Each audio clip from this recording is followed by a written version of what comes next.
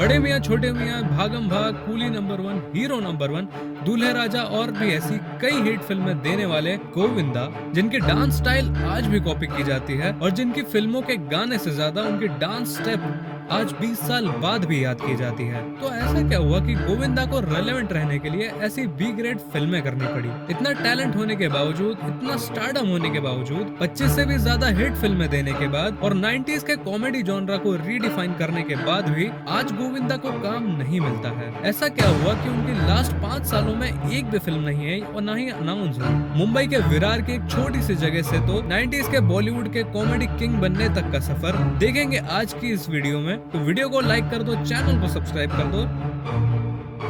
गोविंदा जो 90s के बॉलीवुड के कॉमेडी किंग कहे जाते हैं, उनकी चार्म, उनकी कॉमेडी और उनके अनमैच्ड डांस मूव्स ने सबको हिला दिया था। गोविंद अरुण आहूजा एक ऐसा स्टार जिन्होंने अपने पूरे करियर में बॉलीवुड के फैंस को हंसाया, रुलाया और डांस कराया। उन्होंने बचपन में फाइनेंशियल डिफिकल्टीज देखी, बट उनकी फैमिली भी इंडस्ट्री से जुड़ी थी। उनके पिता अरुण कुमार आहूजा एक एक्टर थे, पर कुछ फाइनेंशियल क्राइसिस के बाद उनका भी करियर खत्म हो गया। जब बॉलीवुड में एक्शन और ड्रामा का जमाना था, गोविंदा ने अपनी एंट्री एक फ्रेश वाइब के साथ की। वो अपनी डांसिंग स्किल्स और नेचुरल कॉमिक टाइमिंग के लिए जल्द ही फेमस हो गए। गोविंदा का बॉलीवुड डेब्यू 1986 की इल्जाम फिल्म के साथ हुआ और यह फिल्म सुपर हिट हो गई। यह उनका करियर का स्टार्टिंग पॉइंट था और इसके बाद उन्हें कभी पीछे मुड़कर नहीं देखना पड़ा, या कम से कम कुछ टाइम तक तो नहीं। गोविंदा के बचपन में उनकी माँ निर्मला देवी उनकी सबसे बड़ी सपोर्ट सिस्टम थी।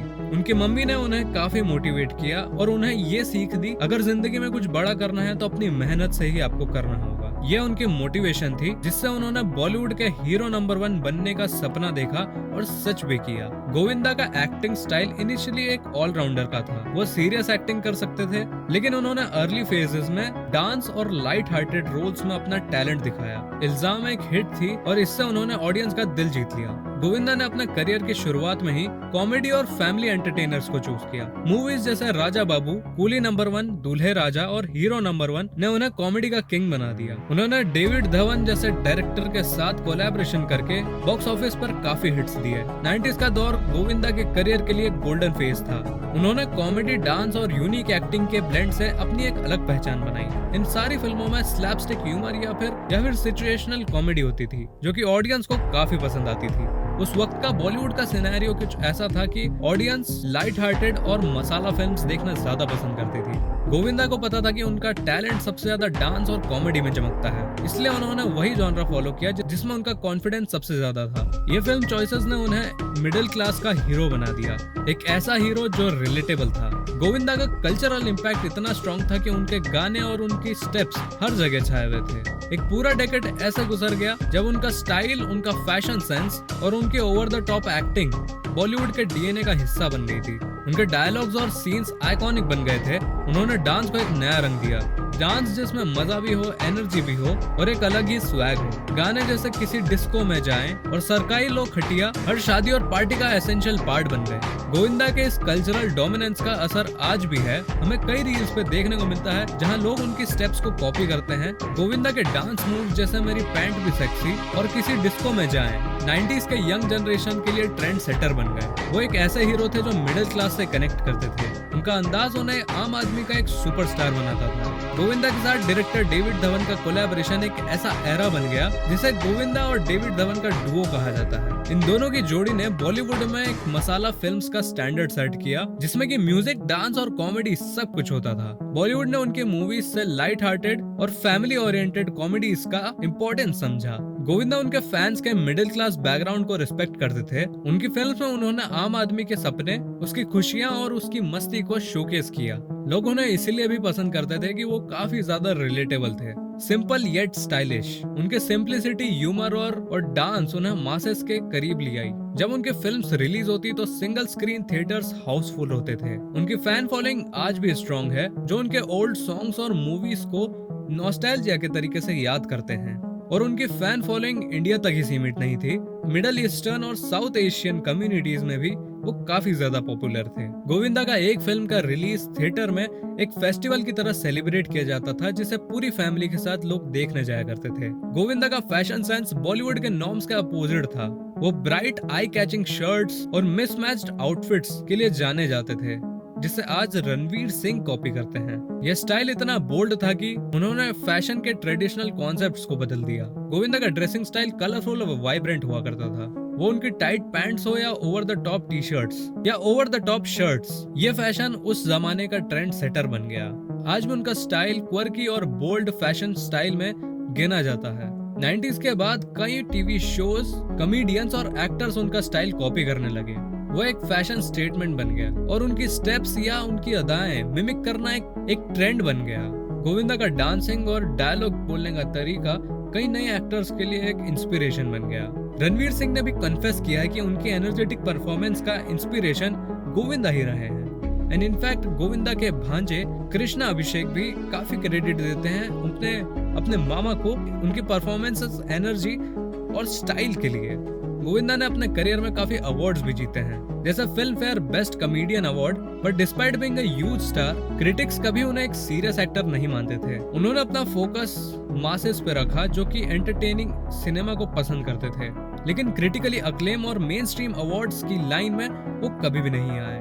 इसका एक रीजन ये भी था कि वो उनका लिमिटेड जॉनरा जो कि फैंस उन्हें उसी में देखना चाहते थे। गोविंदा ने अपने करियर के दौरान में काफी पैसा भी कमाया। उन्होंने मल्टीपल प्रॉपर्टीज और कई बिजनेसेस में अपना पैसा लगाया, लेकिन उनके बिजनेस डिसीजंस इतने सक्सेसफुल नहीं रहे जितना उनका film career. Financial ups and downs उनकी लाइफ का हिस्सा रहा और उन्होंने अपने आप को ट्रैक पर वापस लाने की कोशिश की। जब उनका करियर धीरे धीरे डिक्लाइन होने लगा तो उनके फाइनेंशियल इन्वेस्टमेंट्स भी प्रॉब्लमेटिक हो गए। उन्होंने पॉलिटिक्स में भी अपनी जगह बनाने की कोशिश की, लेकिन वहां भी उन्हें वो सक्सेस नहीं मिली जो उन्हें बॉलीवुड में मिली थी। 2000s के आते ही उनकी मूवीज भी फ्लॉप होने लगी, जो उनके फाइनेंशियल स्टेटस को अफेक्ट कर गई। गोविंदा के कलीग्स हमेशा ये कहते हैं कि वो काफी ज्यादा टैलेंटेड है और उनके जैसा डांस और एक्टिंग करने वाला कोई भी एक्टर नहीं है। और उनके बारे में ये भी कहा जाता है कि वो सबसे ग्राउंडेड और हम्बल स्टार हैं। उन्होंने अपनी स्टारडम का कभी घमंड नहीं किया और हमेशा सबके साथ प्यार से मिले। गोविंदा की सबसे बड़ी स्ट्रेंथ उनका डाउन टू अर्थ नेचर था। इंटरव्यूज में उन्होंने हमेशा अपने हम्बल बिगिनिंग्स के बारे में बात करी है और अपनी सक्सेस के लिए अपने फैंस को क्रेडिट दिया है। उनकी इमेज एक फ्रेंडली, इजी गोइंग स्टार की थी। ये क्वालिटी उनके फैंस और मीडिया के साथ उनका एक स्ट्रॉन्ग रिश्ता बनाती है। But everybody said Govinda was unprofessional.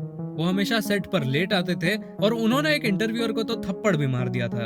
And this is why Amitabh Bachchan politics join करने के बाद भी कमबैक कर पाए मोहब्बत मूवी के साथ, लेकिन गोविंदा अपने पॉलिटिक्स करियर के बाद भी कमबैक नहीं कर पाए, क्योंकि उन्होंने अनप्रोफेशनलिज्म से ये इमेज बना ली थी सभी लोगों के माइंड में कि वो अनप्रोफेशनल है और उनके साथ काम करने से अच्छा वो किसी और प्रोफेशनल एक्टर्स के साथ काम करें। लेकिन अगर गोविंदा की स्टार पावर की बात करें तो कॉमेडी हो या डांस या ड्रामा, गोविंदा सब एफर्टलेसली कर सकते थे।